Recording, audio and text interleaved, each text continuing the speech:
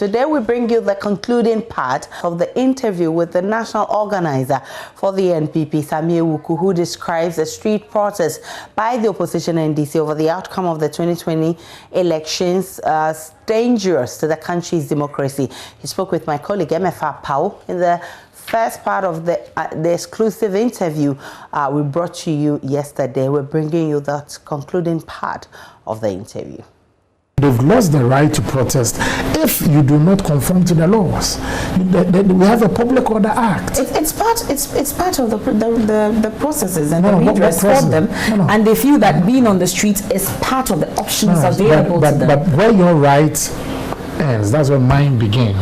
But if you are telling me that there should be complete disregard for our laws, where the Public Order Act should be completely... Nobody is saying there should be complete but you're saying that is their right. The right to protest is enshrined. Back then when you protested, before that speech that you talk about, did you go by the Public Order Act? And that is why the presidential candidate at that time decided to put a stop to it. People were attacked. Where? You recall that people were attacked, media people were attacked, ordinary Ghanaians were attacked in the process. It took leadership of the NPP, led by the presidential candidate, when his attention was drawn to it, to quickly address our supporters and say, look, that is not the way to go. That's your expectation from the NDC? And that has been our expectation right from day one. When the results were announced, it is normal that you have supporters who are so expectant that their candidate was going to win.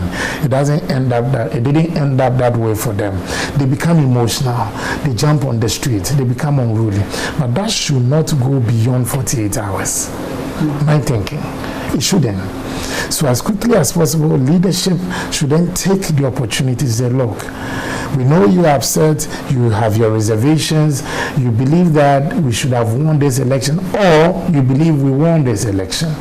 But the best way for us to go about it, let's make sure that we do the right thing. Calm down, support us in prayers, support us with your courage, gather all the evidence you think that we might need and we will need.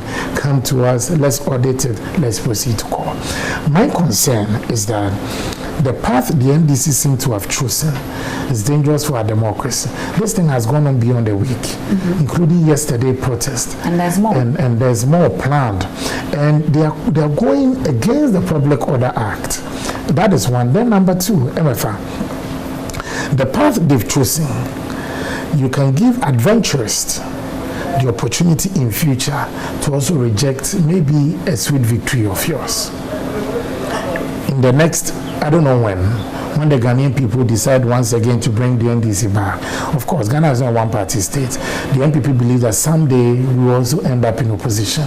Are you telling us that when that day comes and the NDC wins electoral victory, are you going to tell the NPP to also accept the results? But if it's a clear victory and not a flawed election... 550,000 votes.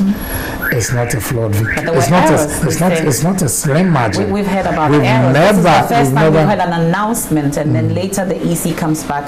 If you check 2012, the EC corrected theirs. They don't even announce it, but you check it on their website. In 2012, when some of the results are declared, you had the figures change on their website. It was part of even our case. The errors are insignificant. For these errors, the EC believe they are insignificant. And not just me. You have covered press conferences of Kodeo. Sheikh Arimeyao in the past, his comment, his position on national issues and discourse had always favored the NDC. I'm not saying he's NDC, as in the past. He had favored it. Today, the NDC, they are attacking Sheikh Arimeyao because Sheikh Arimeyao led Kodeo, which is an amalgamate, yes, as an acting chairman, to say that their results is not too far from that of the EC and doesn't bring Nana Akufo-Addo below 50 plus 1. So even to them, the errors are insignificant, not just us, that of the EU, that of the AU, that of ECOWAS, and that of other election observers. And then for the avoidance of doubt, all the polls leading to the December 7th elections, all the legitimate, credible polls, none of them predicted an NPP defeat. None. if they were paid for, in his words, in Mr. Mahama's words, for instst, saying that the are cooked. They are cooked. Okay, so let me even go by Mr. Mahama's argument and logic.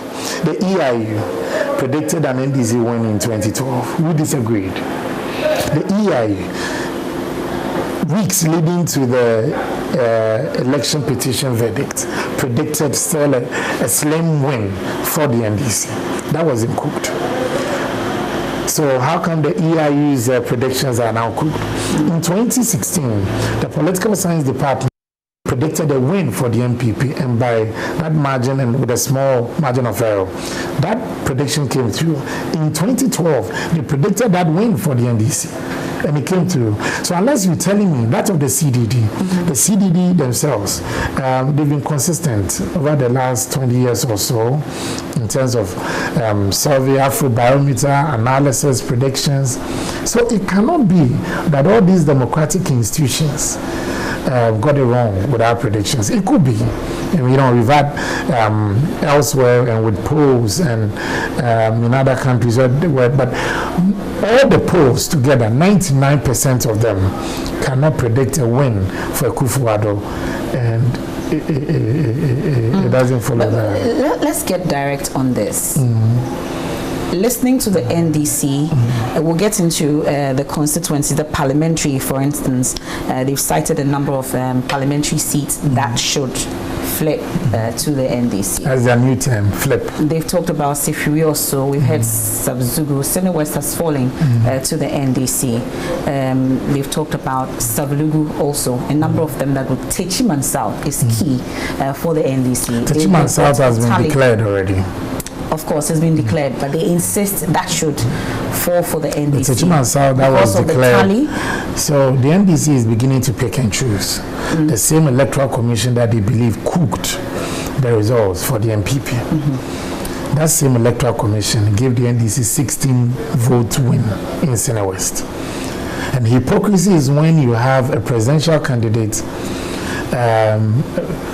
refusing to concede defeat for over 550,000 vote margin, believing that that cannot be, but accepts victory of 16 votes. That's hypocritical.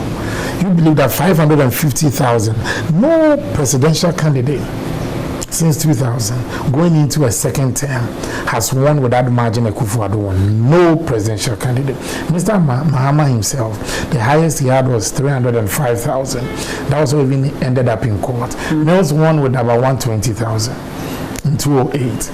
Mahama in 2012, 305,000. Akufo-Addo with over 500,000. And if you are telling me that 500,000 is a slim margin, then 120,000, well, how do you classify that? And 16 votes. So I believe that. I don't want to understand the NDC's position, but I share in the pain of their supporters because they were misled by the leadership of the party. They kept giving them hope. Hakuna Matata, no worries. We've won these elections. Oh, we are winning. And then they get disappointed in the end. It has to take leadership to say, look, we have to go back to the drawing board. Don't get dispirited. Don't get disenchanted. Don't get disillusioned. We live to fight another day. We did our homework well after 2008 to rebuild, in fact, to reflect, to rebuild, and to recapture. We had the 3 R's post 2008, and that led to our victory in 2016. 2012, we believe that we failed to keep our eye on the ball. Post-election petition hearing, he opened the eyes of Ghanaians to what even a pink sheet was. Many of our voters didn't understand even the ballot accounting procedure. But you and I know that the election petition enlightened all of us. That was when people for the first time got to know that even when you finish voting, there have to be ballot accounting. People must be verified and all. In 2012, over 200,000 people voted outside Ghana, from our embassies to students and all. When we requested for that list in court, the EC brought us less than 1,000 names. even with that, the NPP still, we accepted the verdict of the court. I believe that the continuous protest is damaging the NDC brand and damaging our democracy and tainting the image of Ghana. And when I say it's damaging the NDC's brand, I'll give you 2 examples. I have a friend who is NDC, in fact, not NDC, he voted NDC in 2020, a professional, and was using the Ridge Road. He voted NDC, and they had his car smashed. He said, what saddens his heart is that he has even moved on. During the protest? During the protest. So for this person, he says, Sammi, I've even regretted voting for these people I voted for. Because look, I was upset with the NPP for 1 or 2 reasons. But for me to vote for a party, that day out of rage will also damage my car. So I've lost twice. Failed to get the person I voted for win. And then secondly, to have my car damaged. And he said the sad aspect is that when the gentleman who damaged his car, he said, look, you guys are smart. He said, you people, you are all part of the fraud. The second person is a lecturer, friend of mine, who said he was shocked that in the pelting of stones, he also was taking the kid to Ridge Hospital and had an emergency and became a victim of the unruly behavior of these NDC supporters. I think that the security agencies must also act in a manner that protects lives and properties. And I believe that is important. I know, that's what I'm saying. I share in their pain, but I disagree with the approach they are using. I have been youth leader before. I know how it feels. And in 2012, I was Deputy Communications Director. We believe that a lot of things went wrong with that process. Subsequently, we went to court. We didn't have our day in court. We decided to work hard to have an incontestable lead in 2016. So a number of things that the NDC then back to the parliamentary seat. We'll get into the parliamentary seat. It appears that the NDC mentions that a number of intimidating tactics were deployed ahead of the election, including using the military. We've seen what happened in Techiman South, for instance. They feel that it was intimidating. Should we be using such tactics? My understanding is that at the collation center, nobody was reported deaths. No, at the collation center, nobody was intimidated, and no military officer intimidated anybody at the collation center.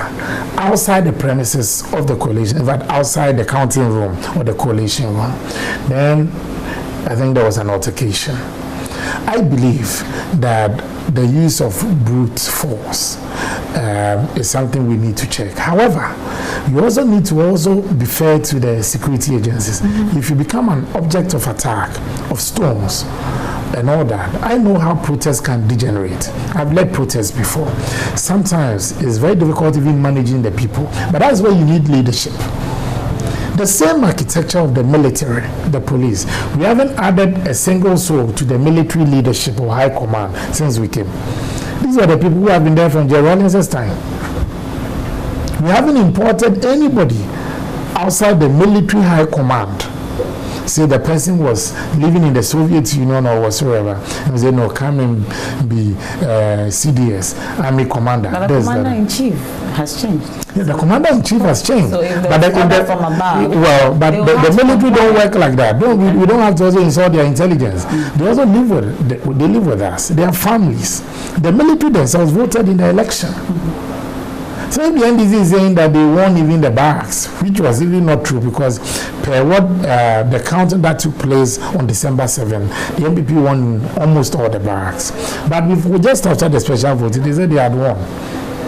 It was similar to the district assembly election when they said it wasn't partisan, but the NDC claimed victory on the 9th of assembly members and all that. Fast forward, and let me go back to the Techiman incident. And in fact, the loss of a life is regrettable. And that is why we continue to engage our colleagues. And let me pay glowing tribute to the late Justice Ajakuma. I'm sure you might have forgotten the name and not knowing if it rings a bell. That was a young man who had his eye removed during the Let My Vote Count Alliance and subsequently passed on. He's no more. Even when we were complaining that a colleague has lost their eye, the NDC told us that we had used tomato ketchup. Is that a justification? Not at all. I'm saying that the loss of a life is regrettable.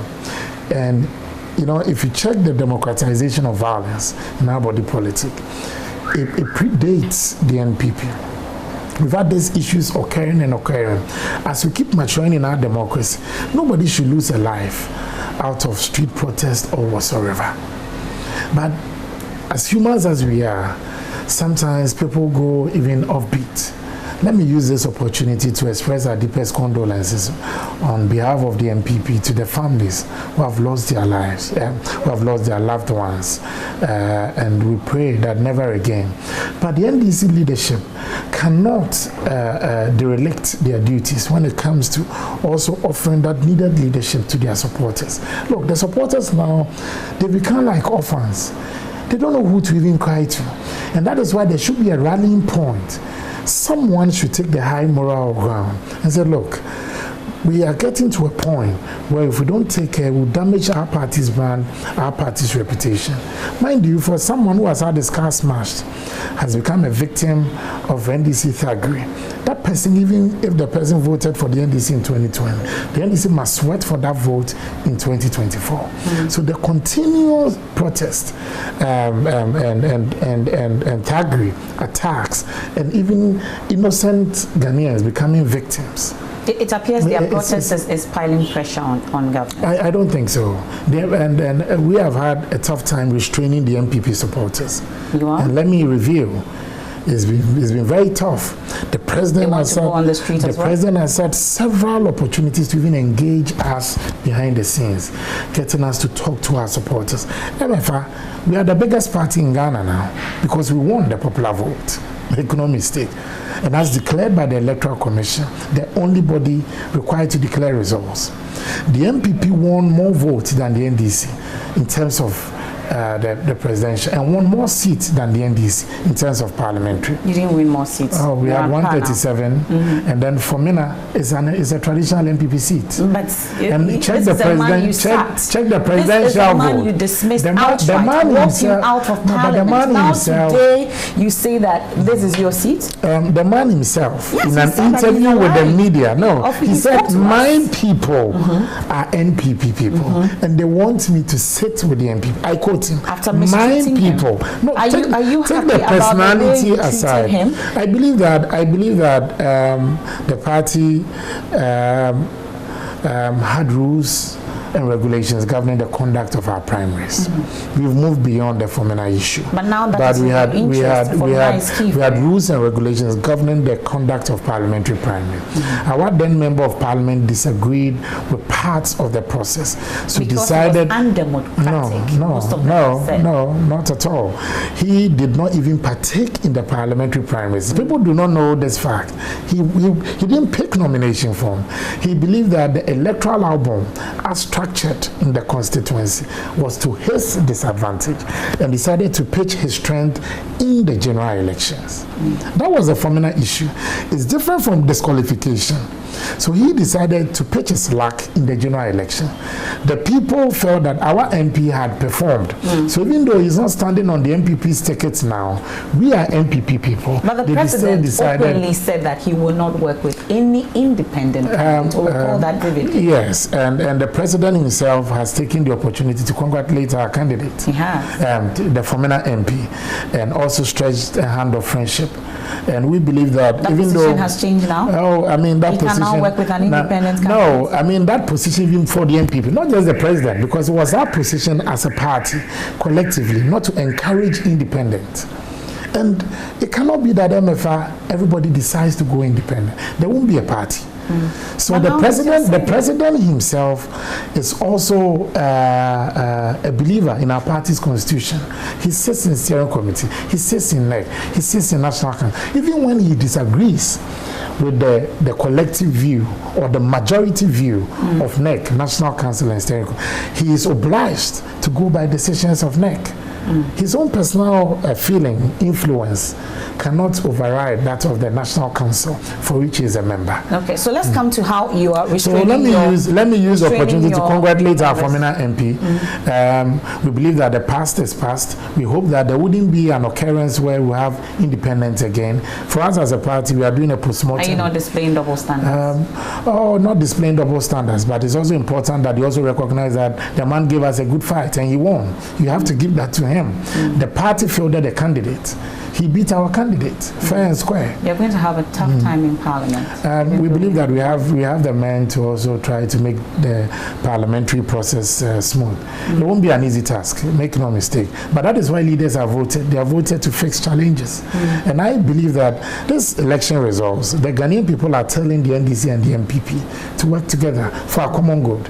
If you try to also sabotage the running of the country, the people themselves too will bear their teeth. Mind you, there were constituencies where NDC won parliamentary, we won presidential. There were constituencies where we won presidential, they won parliamentary, and vice versa. They are telling you that we don't want to give absolute power to any of you. Go work together, develop Ghana with a common agenda. Is this your way of parrying the fact that executives of the NPP, for instance, did not work hard enough? Because the number of promises you made, Ashanti region, for instance, you said we were going to claim all 47 seats. That did not happen. A number of promises you made to your supporters. We went into the election. It appears you didn't work hard. No, we did. Abysmal performance. I disagree. I disagree. It was an abysmal performance. It also shows the sophistication of the Ghanaian voter. The NPP, Akufo-Addo, has performed creditably well. And for me, I think he's been one of our best presidents in our Fourth Republic. Look at the interventions, be it social, be it economic, and the skill and the level of development that he has also brought for the Ghanaian people. For me, I'm so impressed. We did go into the election with our own target. I am not disappointed. I want the NPP people to understand that we won these elections for our country and for them. They have every reason to jubilate. Maybe the target that they expected, we didn't get it. But look, you go into a match, you expect to come home with a 3 points, 6 goals, 3 points. Exactly. You come home with 1 goal, 3 points. It's a win. You've had your 3 points. But maybe you didn't get the goals that you expected, but you qualified for the next because stage. You promised them more of that goal. The NDC also promised their supporters that they have won and they're winning. That is why they are on the street. Every political party, every serious-minded political party goes into an election with strategy. Our supporters may have concerns. They keep coming to us with these concerns. We don't want them to be expressing these concerns on social media to give the impression as if we lost an election. We won an election for them. The concerns, the biggest room in the world is the room for improvement. That is why we keep improving reforms, our structures, our approach to processes, parliamentary primaries, approach to issues of the foot soldiers, the grassroots, approach to the welfare of our party people in general. All these things cannot be discussed on social media platform or on JoyNews or on radio. It must come to a structure.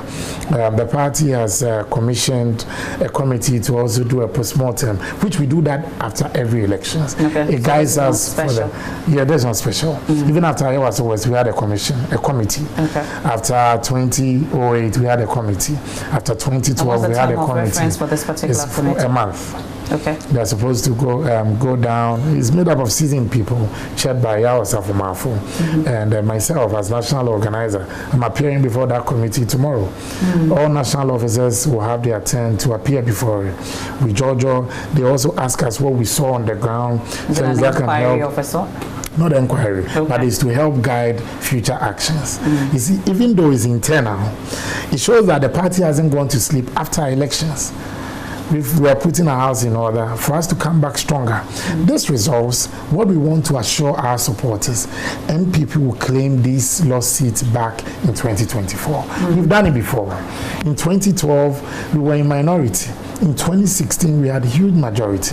Our supporters maybe may have some concerns on the ground as to why maybe we also lost some seats here and there. As they bring in these suggestions and concerns, we collate them. So as we part also of put them on the fact balance finding, of probability. as part of the fact finding, from where we sit, the allegations are that yourself and women's organizer of your party, KG Mfa, for instance, in the lead up to the primaries, imposed candidates on myself and the delegates. Myself and the national You've been women cited. organizer. Yes, you've been cited. Akwitia, for instance, the national women's organizer, have been cited for that. Yourself also cited for a number of constituencies, leading to your loss. That's how you lost a number of these seats. I reject these allegations. Okay. Everywhere we've gone or we've been to, let's be clear in our minds. Let me use Akwitia. In Akwitia, we open nomination. People were not stopped from picking forms. I want to go by Akwitia analysis and argument. Then we had a contest, and the delegates elected a candidate. We did not impose a candidate. The sitting member of parliament there lost the primaries. She was part of the process. Nobody took her out before the primaries. It's different from Fomina. Fomina didn't pick nomination forms. He stayed out of the process. In Akwitia, she was part of the process, but lost the primaries, but felt that something might have gone wrong with her loss. So she was also bitter. She was angry, and she felt that all wasn't well with that process. But that was the process. And the National Women Organizer, I cannot foresee these persistent allegations against her. I've been to Akwitia. I sat down with Amase, and I'm telling you today, sat down with Amase and her campaign team, and that of her husband as well. Reached out to them. I pleaded with them because I was commissioned to go there ahead of our health walk in Akwitia during the campaign. Kene Japan did same. KK Sapon did same. The president himself did same. The general secretary did same. And our party leadership. MFA, what again can we do? There's a limit to what we can do. Okay. We cannot force the person to say, look, I'll come and stand on the platform. But all the gesture, the overtures, Mark Kate herself also made attempts, visited the home of the woman, wasn't allowed to see the MP, used other people to get to the woman. But I believe that we can't cry over spilled milk. We've lost the Akwitia seat, but regain Akwitia in 2024. We want our supporters. We are giving them our biggest assurance. NPP will recapture our overwhelming majority in 2024. Okay. And we'll work towards that. Let's see how patient your supporters We've will done be. it before. We want them to know that is the NPP spirit.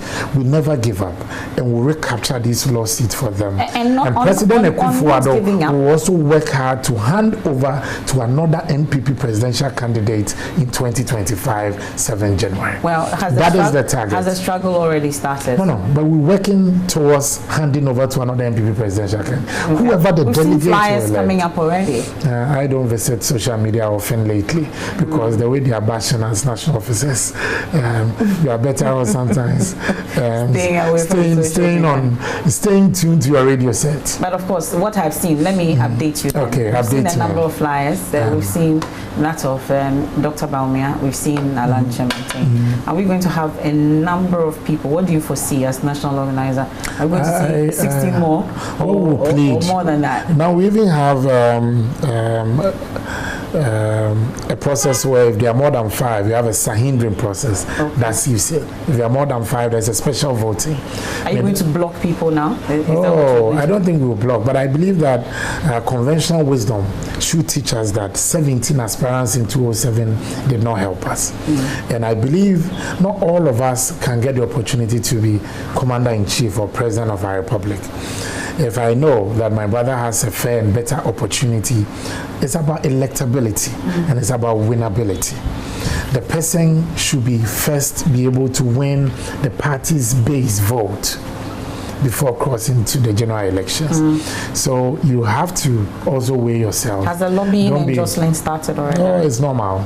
You have people calling you here and there, national organizer, I'm looking at this way.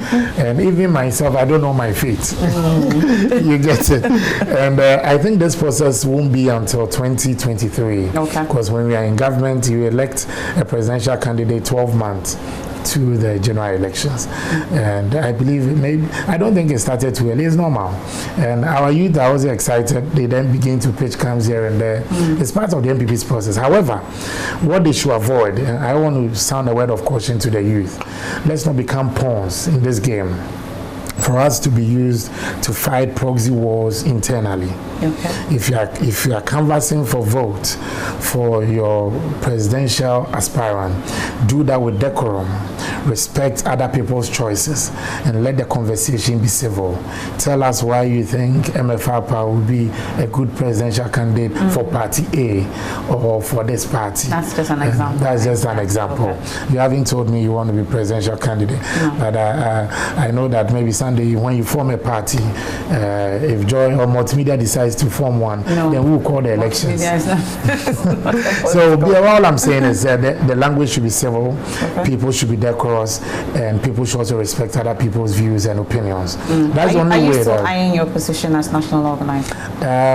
One thing I'm clear about, I won't be on the ballot as national organizer. You won't be? Are you going up? I haven't given it a thought. I don't think so. General Secretary? I don't think so. I haven't given it a thought, and I don't think so. You will no longer hold the position of national organizer? As for national organizer, I'm clearing my mind that I'll be saying goodbye to the NPP when my term of office ends.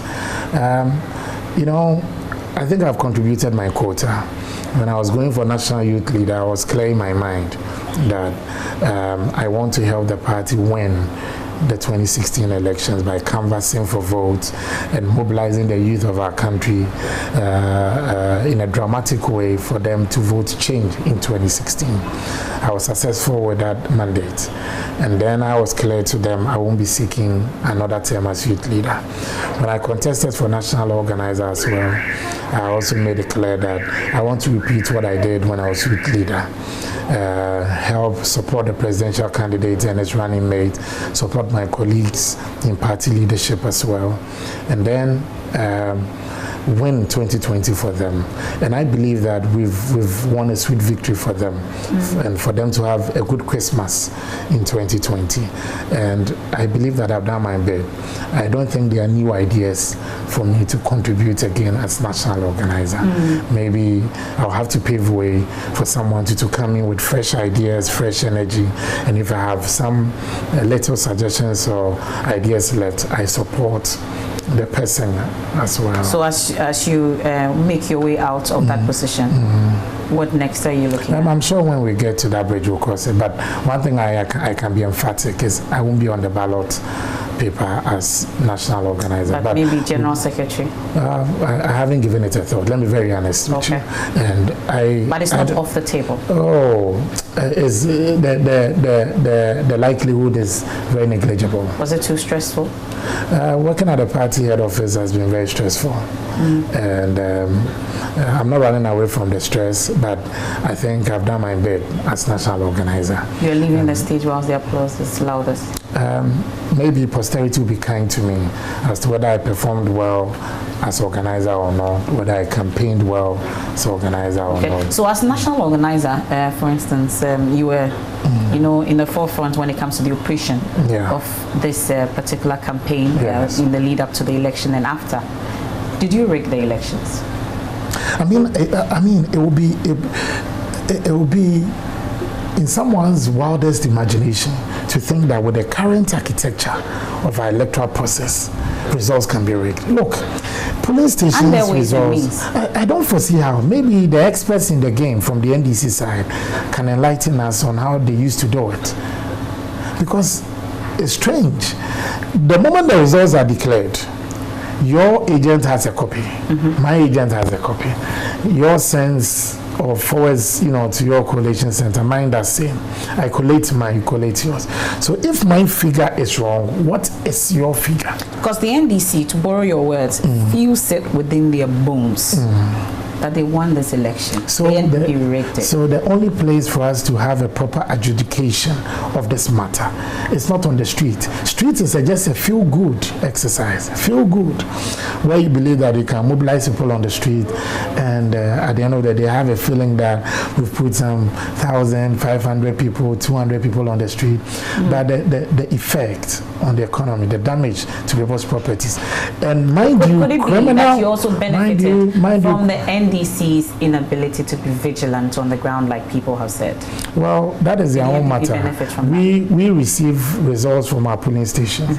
As to whether their polling agents fail to transmit theirs to them is their matter. So we've been able to collate ours. We put our figures out, and our figures and that of the EC very close, very close. So our figures, that of the EC, that of the CODIO, that of the international observers, seem to be around the same margin of errors and figures. So if you disagree with what has been put out there, what is your figure? That's what I keep asking them. So we cannot be embarking on an exercise where we are chasing figures left. Look, an NDC friend of mine sent me 3 pink sheets from 3 polling stations. Once I was going through, then I realized the first 2 that he sent me, I didn't get to the 3rd one. The first 2 that he sent me, the overvoting that he was complaining about was to the NDC's advantage. So then he deleted the first, and I said, but why have you deleted? So I sent you the wrong pink sheet. So it means that they themselves, I think as they go through the auditing of the pink sheet, I'm even quite sure that if they don't take care, some of the evidence that they will even produce might even go to their disadvantage. But let's stop the distraction on our streets. Let's stop the attacks. Let's stop the vandalism and the vandalization of properties. Let's stop the hooliganism on the street. And I want to also encourage the NPP supporters. Whilst you celebrate, I mean, stretch a hand of friendship to your NDC brother. Share a drink with him. I mean, their hurt. It's painful to suffer defeat. I mean, you have no idea. It's so painful to go through electoral defeat. But it takes courage to say, look, I'm looking into the future. And sometimes there's a tendency for you to feel hopeless when you lose an election. There's a tendency to feel that you've lost almost everything. But that is when you need someone to hold your hand and say, you know what, we can make it again next time. Akufo-Addo never gave up. That is perseverance. I believe that NDC's victory may not come within the shortest possible time. But someday, when they work hard, the Ghanaian people will see a change of attitude in them. They will have maybe trust in them again after many years, and then decide to also give them a try. We are not oblivious of the fact that it's a stage. You come to perform, you leave. So someday there will be an occupant too at the Jubilee House that might not be wearing the red, white, and blue, but might be from another party stock. But we are also working hard to ensure that Ghana develops as far as and so long as they continue to remain under an NPP leadership, and work hard to make sure that we improve upon our electoral fortunes. And want to plead with our supporters that as they jubilate, they have every right to jubilate because they've worked hard. We clinched victory even from the jaws of a very determined propaganda machinery of our opposition, but we won. So they should jubilate, they should be excited, and I'm happy they are jubilating. However, they should also take into consideration that you also have your brothers and sisters who have been let down by their party leadership or let down by the results of their elections. Bring them on board. It's a family. Okay. That's why we have one Ghana. Okay. Mr. Sammi Awuku, thank you very much. Thank you very much. And Merry Christmas. Many happy returns. Is our prayer that with the compliments of the season as well from the NPP side to multimedia. And for this Christmas, let Jesus be the reason for the season. And back to even our jubilation. You know, we've lost lives as well as a result of the jubilation in the Western North area and other places where our supporters on motorbikes and all knocked down by vehicles, and also out of provocation. We've had in Kwanta South NDC chairman stabbing our supporters and all. As I'm saying that the jubilation, they should also exercise a level of respect. Back to our Christmas, I look forward to having an exciting Christmas. I look so forward to it. Well. And every chilling joint that I hear of, maybe I'll pass through. I'm sure I'll see an NDC friend or two. I hear you. You like to really chill. When I get the opportunity, I do. You do. Just as multimedia, you organize several programs. We organize several programs. Which program? Several. You sometimes have this oldies night. You sometimes have this, and you have this. You partner other COVID events. Has changed a lot of things. I think COVID has locked down the world. But look, Christmas is an exciting season. The guys out there, the ladies out there, families out there, it's an opportunity for us to make merry. God has been gracious to us, and we've come this far by His grace. I believe that we deserve an opportunity to also celebrate Christmas and the birth of Christ. And let me use this opportunity as well to express our deepest condolences to families who have lost their loved ones, not because of elections, but throughout the year. MFR, we've lost quite some great personalities, great personalities. For one reason or the other. This year, I mean, for some of us, losing Sir John was a pain, and every day I see him in my dreams, and I still cannot believe he's gone. We lost one of our founding fathers, Victor Newman. Ghanaians, we've lost Jerry Rawlings. We've lost quite a number of great personalities this year. So families should also use this opportunity to also offer thanks to God for keeping us safe throughout this turbulent period. And may the covenant keeping God keep His covenant with us all.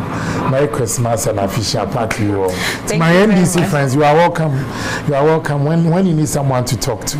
You're patronizing them. No, I have a lot of friends from the NDC side.